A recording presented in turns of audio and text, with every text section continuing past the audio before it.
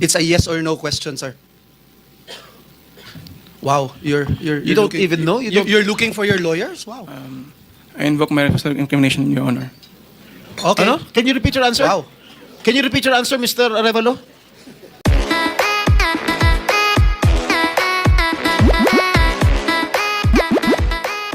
Yes. Thank you, Mr. Chair. But just the two, just the... Are they... Yung time ko, muna. Yung St. Timothy, ayan, si Madam Roma. St. Timothy and I think Wawaw is here. Yeah, St. Timothy, meron kayong ghost project sa Bulacan? Mr. Chair, wala po. Categorically. Tapos yung Wawaw?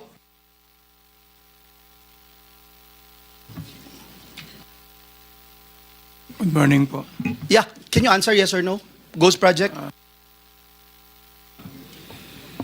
Can you turn on the microphone, please?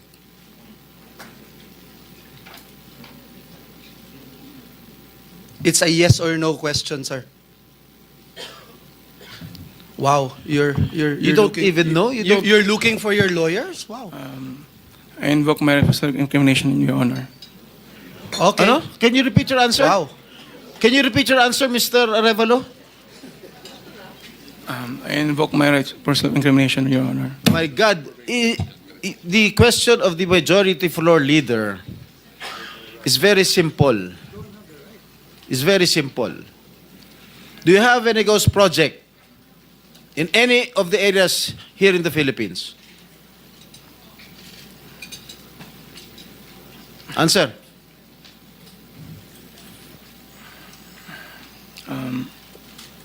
Dahil may mga usapin po na kakasuhan yung mga contractor ng DPWH po at parte ng ulat ng Senado na magpagrekomenda ng paghahain ng kaso laban sa resource person, ang payo ng aking mga abogado ay huwag magsalita sa panahon na ito dahil anumang pahayag ko sa pagsisiyasat. Sino nag utos sa'yo na huwag magsalita?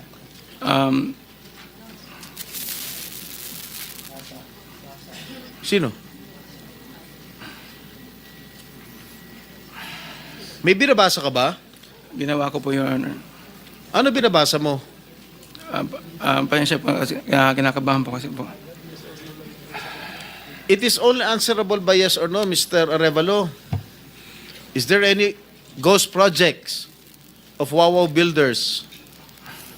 This is what I discovered, and the former secretary confirmed during the first hearing that there indeed are ghost projects.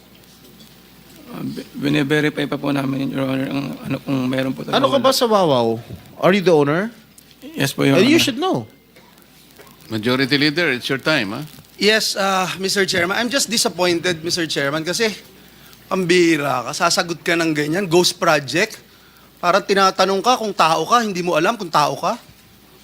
Mr. Chairman, just to put on record also, no, yung Diskaya Group, ang total cost project nila from 2022 to 2025 ay 31 billion pesos. 31 billion pesos dito sa siyam na kumpanya na ito. Yung Sims at yung Wawaw Builders, at dun sa 31 billion, Mr. Chairman, 3 billion nasa Bulacan, Region 3, if I'm not mistaken. 2.8 billion sa Bulacan. Yung Sims, tsaka yung Wawaw, meron pong 4 billion at 1.2 billion sa Bulacan. May I know from COA kung na-audit niyo po itong tatlo na itong binanggit ko na ito, na kumpanya?